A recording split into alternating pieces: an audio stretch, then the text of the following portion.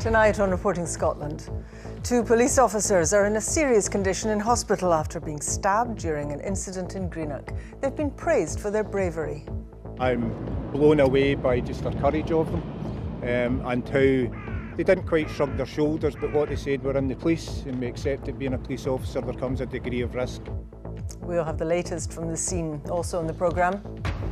Helping victims of domestic abuse, the scheme that allows them back to their council homes while the abuser is evicted. The family of an Argyll man vowed to fight on to have their son's body raised with his creel boat, which sank 5 years ago. Stephen Gerrard begins his first official day as Rangers manager, but what will it take for him to win the Premiership title? And while the Tartan Army are acclimatising in Mexico City, a lack of altitude training could be bad news for Scotland's footballers.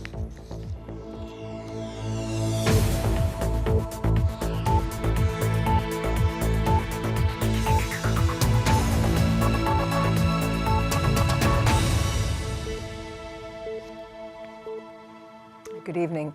2 police officers are in a serious condition in hospital after being stabbed at an incident in Inverclyde.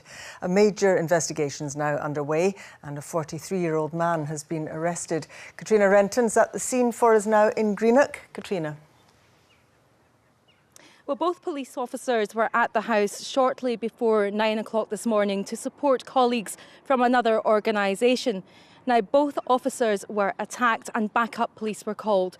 One, a male officer, had been stabbed in the neck. The other, a woman, stabbed in the arm. Tonight, they are in hospital with serious and significant stab wounds as the investigation here continues. Forensic officers removing evidence, including a knife, the aftermath of a violent incident. Around 8:45 this morning, 2 officers attended at an address in Gateside Gardens, Greenock, to support colleagues from a partner agency. During an incident within the address, the 2 officers, one male and one female, suffered serious injuries. Both had been stabbed, the male police officer in the neck, the other, a probationary female officer, was stabbed in the arm. The suspect, a 43-year-old man, was stopped in this street, which is a short distance away from the house. It's understood he may have been hit by 2 police cars. Earlier, we saw items of clothing in the middle of this quiet road, which had now become a major crime scene. Try to do their job and keep us safe, and people are doing that to them. No, it's not good at all. Both officers were treated at Inverclyde Royal Hospital. The more seriously injured male officer was later transferred to hospital in Glasgow. I went to the hospital and I spoke to both officers. They were in remarkable good spirits. I'm blown away by just the courage of them and how they didn't quite shrug their shoulders, but what they said, we're in the police and we accept that being a police officer there comes a degree of risk, and I was actually very moved and proud to speak with them. The 43-year-old man was also taken to hospital. His injuries are not believed to be serious. He has now been arrested. A major investigation is underway and there will be a high police presence here over the weekend to reassure the public after an incident which has left both police and the local community in shock. And Katrina, as we heard there, these officers praised for their bravery. Well, that's right. You heard police chiefs there saying about the incredible bravery that these officers displayed. And it's interesting and significant because one, the man is a very experienced police officer. The other, the woman, just a matter of weeks into her job, and they've been commended for their courage, their professionalism as they go about their daily duties. And police have said that this shows the commitment of police officers to keeping communities safe. Now, you'll see, of course, here the police presence very visible this evening, as it will be across the weekend, as police continue their inquiries and ask for anyone who saw anything to come forward. Sally. Katrina, thank you very much. Well, every day and every hour of their shift, police officers across Scotland don't know what they're going to face. Personal protection was increased after the murder of PC Lewis Fulton in 1994. He was the last officer in Scotland to die as a result of a criminal act. Andrew Kerr now examines how the police are trained and equipped to deal with violence on the streets. An emergency call to the Gorbals 24 years ago. PC Lewis Fulton was stabbed as he helped a fellow officer. He was rushed to hospital but died. His widow says he had little to protect himself. For me, there is nothing more important than officer safety. And to go back to Lewis 24 years ago, who was armed with a small piece of wood. He had no stab-proof vests, he had no extendable batons, no CS gas, nothing like that. The murder prompted a rethink on personal protection. Modern side batons were rolled out across Scotland, as well as lightweight body armour. And 500 officers are now being trained in the use of tasers for their own protection. That issue was raised at the scene of the incident. Potentially a taser could have made the difference, but again, that's a bit speculative. You know, would the taser have been deployed in time? Would the officer have hit the target? Probably yes. But Greenock is going to be one of the areas where during a rollout period there will be specially trained officers deployed. Over the past 50 years, 8 police officers have been killed in Scotland as a direct result of a crime. That, of course, doesn't include accidents, such as the loss of 3 members of police staff in the 2013 Clutha police helicopter crash. When it comes to assault on police, last year 969 officers were attacked, an increase of 27% on the 2016 figure. The Police Federation wants every officer to be protected by a taser. The force is rolling out taser at the moment. It's something which the Scottish Police Federation wholly supports. It's going out initially to just over 500 officers, but it is to be reviewed, and we would like to see everyone with taser as a further step and an addition to their personal protective equipment. For Christine, an incident like the one today brings back memories, as she stands 4 square behind those on the thin blue line.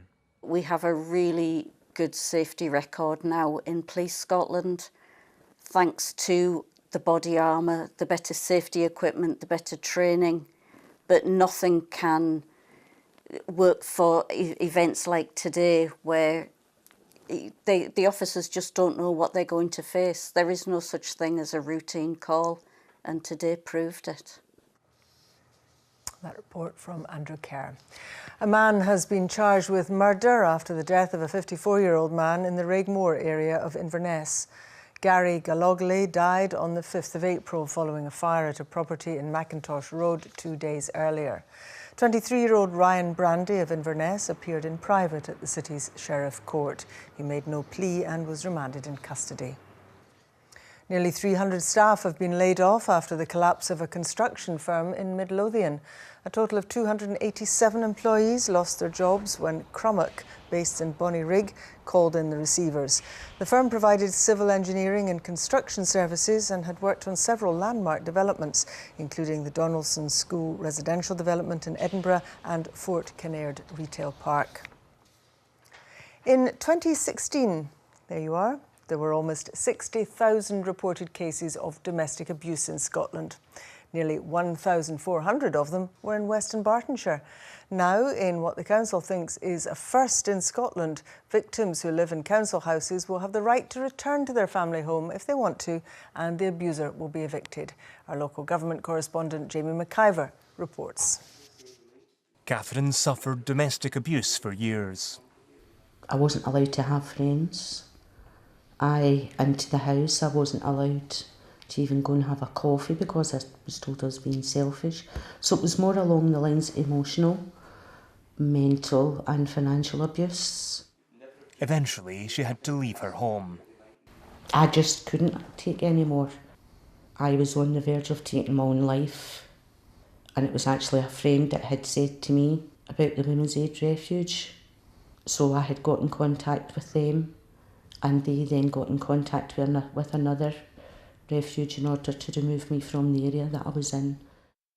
In future, it will be easier for victims in Western Bartonshire to return to their old home if that's what they want to do. One way the council will do this is by presuming all tenancies are held jointly. This means they'll be able to evict the abuser, while the victim will still have the right to live at their old home. What we're told by women and children fleeing domestic abuse is that they want to return to their own home in many cases. So where we can make that happen, we will do that. Where the situation is too dangerous or the victim is too traumatised to return to their own home, we'll of course provide alternative accommodation and a place of safety. Those who help the victims of abuse are welcoming the council's moves. Women have the right to be safe. They have a right to stay in their home free from threat and abuse, and they have the rights to have their own tenancy and a safe roof over their head. Of course, some victims, including Catherine, wouldn't want to return to the house where they were abused. If the woman has the strength and the stamina in her to totally say, well, you're not going to get a grip of me, I've had enough and I'm taking control, then good on them. I really hope they can do it. Jamie McIver, reporting Scotland. Donald Trump has been accused of playing a dangerous game after putting up tax on foreign steel imports. The move will make it more difficult for steel plants in Scotland to export to the US. And with Europe set to impose tax hikes on American drinks in return, some fear the Scotch whisky industry could become a target. Here's our business correspondent, David Henderson. He's the president who promised to put America first, so he's ripping up what he calls the horrible trade deals which have destroyed the US, and he's rewriting the rules. Top of Donald Trump's hit list, imports of foreign steel. It's cheaper, so it threatens American jobs. But his new tax barriers hit exports from all over the world, including steel plants here in Lanarkshire. The local MP told me he's made a big mistake. I'm afraid Donald Trump is extremely naive in international politics. He's doing this for his redneck constituency in the Rust Belts in the States, and that's not going to affect people here as much as it will affect them in the Rust Belt. Scotland's last large-scale steel mills, DL and Clydebridge, went bust in 2015, only to be revived by Liberty House. They mostly supply slab for UK warships, lorries and cranes, and were looking to export more to the States. Much has changed since this plant reopened. The workforce here has grown to almost 200, and efforts are underway to win new orders.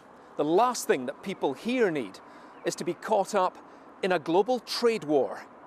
We're really equally worried from the whole sector point of view of a flood of steel that would have normally gone to the US, coming to our market, needing to find a new home in Europe, dropping down prices and destabilising our sector and putting us right back into a steel crisis. The European Union is pushing back with plans to hike tax on imports of American bourbon. Some fear that could trigger action against Scotch whisky, and the industry's urged both sides to keep trade as free as possible. David Henderson, reporting Scotland, Motherwell. You're watching BBC Reporting Scotland. It's coming up to 18 minutes to 7. A reminder of tonight's top story.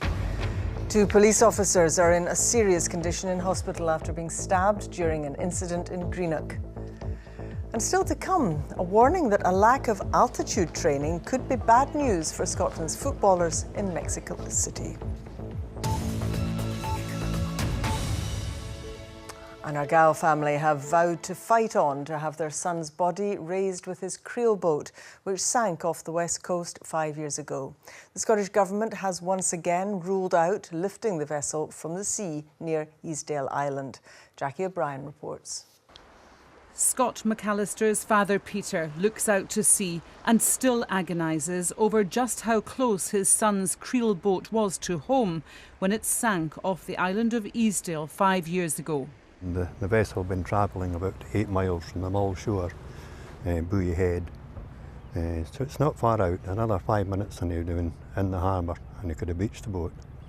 A report by the Marine Accident Investigation Branch said the Speedwell vessel probably sank as a result of flooding through an unsealed deck hatch. It found that safety checks weren't carried out by the boat's owner and that life-saving equipment was out of date. The fatal accident inquiry into the tragedy is due to get underway in just a few days' time. But without a boat, Scott McAllister's family argue that the full facts will never be known. Well, it was certainly proved to the FAI what has actually taken place. You know, there might be more than we've managed to find out in the last 5 years. There's been no other inquiries going on.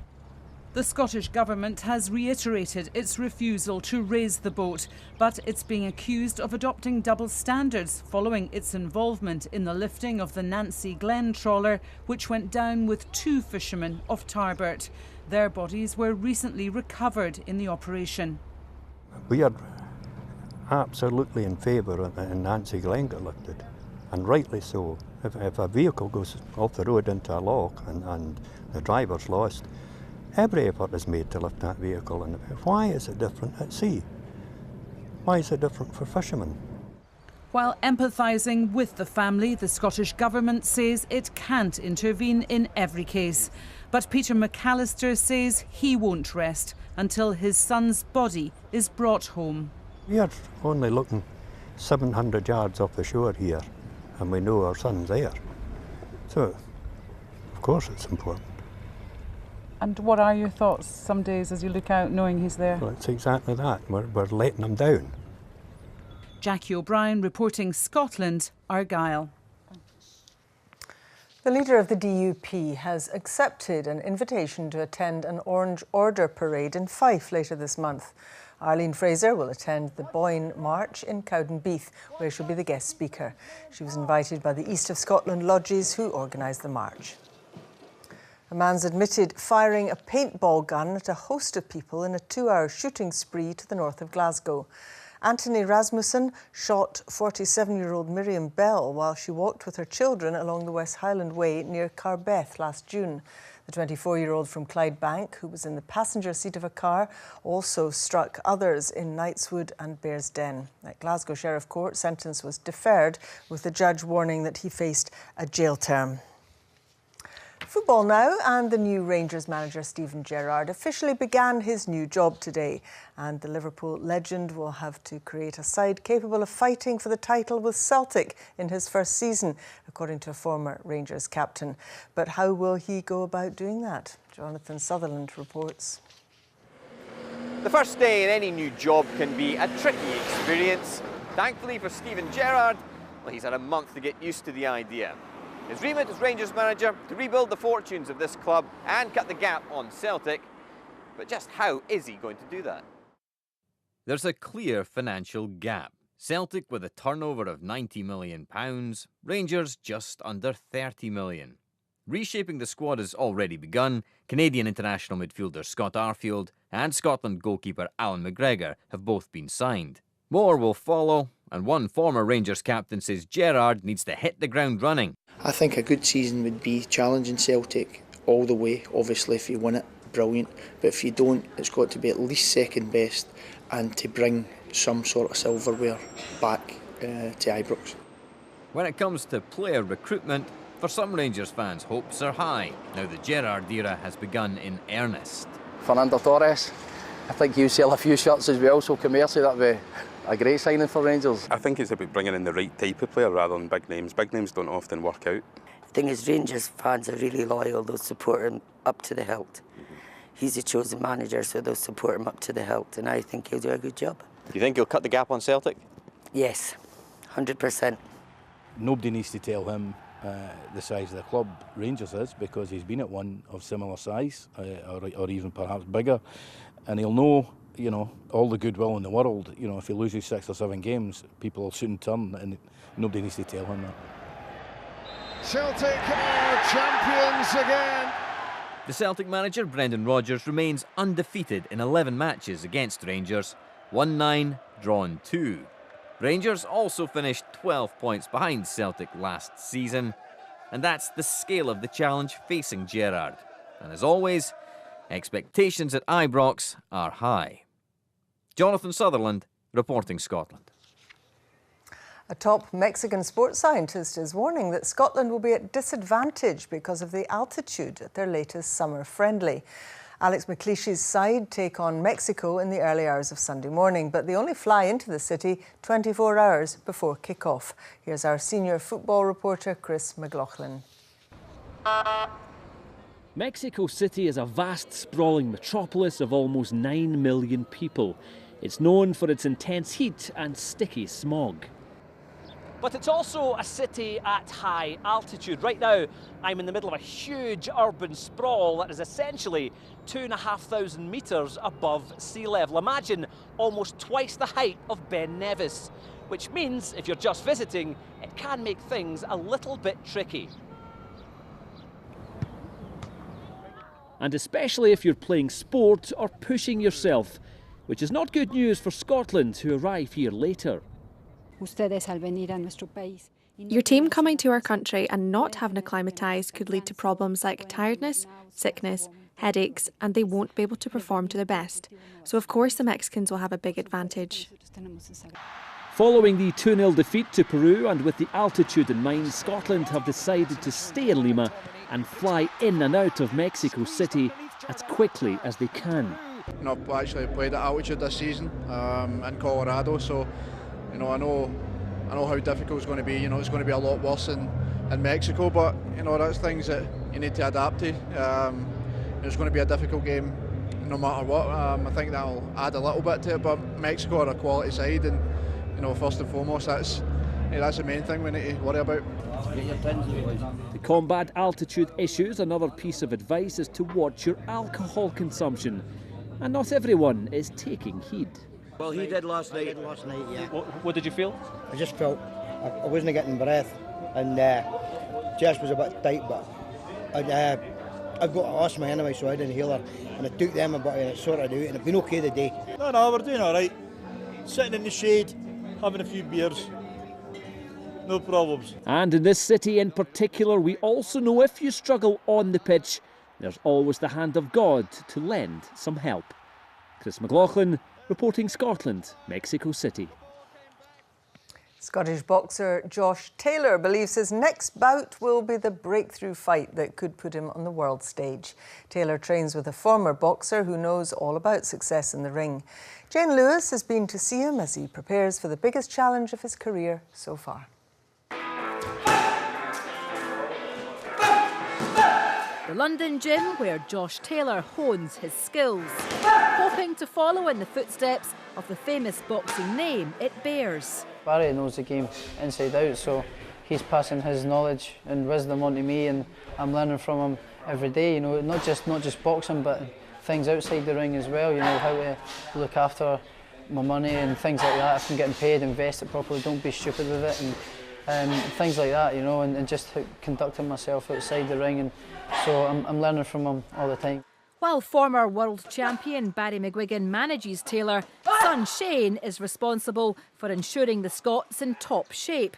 His fight with Ukrainian Viktor Postol is only 3 weeks away, and it's his toughest challenge yet. Viktor Postol, he's only been beaten once, and that was on a points decision to one of the best pound-for-pound fighters out there. So if if Josh goes out there, wins, makes a huge statement, then it's a big one. So people will really sit back and take notice.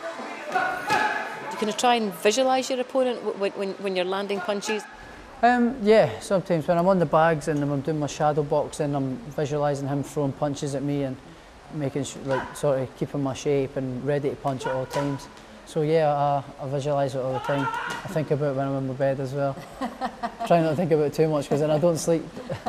But it's not all about preparing for the big fight. Absolutely huge. 3.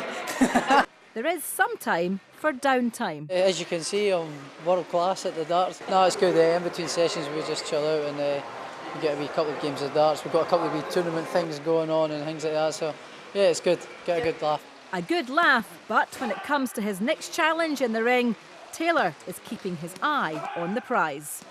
Jane Lewis, reporting Scotland, London. As predicted, there's been heavy, thundery rain across Scotland today. Much of the country is covered by a Met Office yellow warning for rain. The Scottish Environment Protection Agency has also issued 16 flood alerts across the majority of the country, with downpours forecast into this evening and continuing tomorrow. So I'm just looking at these floods there. It's still lovely and sunny here. Here's Cosser with all the details. Thank you, Sally. Yes, as you've heard, some heavy thundery downpours, but we did have some spells of sunshine. Now today, the 1st of June, actually marks the first day of meteorological summer. And this was a serene scene sent in from one of our weather watchers earlier today. But to end the day, here's the radar image. You can see those showers brewing up and coming up from the south across the southern uplands, the central belt, up towards north of the Cairngorms, and these the lightning strikes. So it's been a very lively end to the day for some of us at least, and we have had that Met Office yellow be aware weather warning, and it's still in force until 10 o'clock tonight. We can still experience some further torrential downpours and the risk of some further localised flooding, and then another warning for tomorrow throughout the day, further thunderstorms on their way. So for this evening then, you can see where those showers are. They'll stay with us for a time, but overnight tonight we'll find those showers will tend to ease and fade away, and it does become largely dry. There'll be some clear spells, especially across the northwest, but further towards the east we'll see the return of some mist, some murk and some low cloud across the Northern Isles, spreading further inland as well. And a mild night, temperatures dipping to around 12 to 13 Celsius. So for tomorrow, the start of the weekend, well, it starts off largely dry. There will be some sunny spells, but quite early on, we'll start to see those showers brewing once more, becoming quite widespread across the country, but mainly concentrated for more central and western parts. Further towards the east, fewer. So if you're heading out around 4 o'clock in the afternoon, it should be largely dry across the Northern Isles, 15 or 16 degrees here, but still some mist, some murk lingering. And then come inland for the mainland, plenty of these showers around, and the winds are light. So if you do catch a shower, it's likely to be with you for some time. It'll be slow moving, heavy with some hail, and the potential of some localised flooding, but some sunny spells in between, and temperatures climbing up to 24 or 25 degrees. Today we reached 27 in Aboyne. It'll be a little less humid tomorrow. And if you're planning to head for the hills and mountains, well, quite lively here too. We're expecting lots of thunderstorms, in fact, especially across the Northwest Highlands and the border hills too. There'll be quite a few gathered together, but temperatures at Munro level, 14, 15 Celsius, feeling quite sticky and humid. And in between the showers, some breaks to allow some brighter spells at times. Now, as we look ahead to Saturday night into Sunday, well, high pressure is still with us, but we're expecting some showers to start, but fewer on Sunday compared to tomorrow. A fair bit of cloud around, those showers mainly across the west of the country. Further towards the east, some mist and some murk, but for most of us, largely dry. A little cooler though, highs of 20 degrees. And that's your forecast. Thanks very much, Corsa. A reminder now of tonight's main news. 2 police officers are in a serious condition in hospital after being stabbed at an incident in Inverclyde. They've been praised for their bravery, and a major investigation is now underway. A 43-year-old man has been arrested. Europe, Canada and Mexico have retaliated to tariffs imposed by President Trump on steel and aluminium imported into the United States. And that's Reporting Scotland. I'll be back with a late bulletin just after the 10 o'clock news. Bye-bye.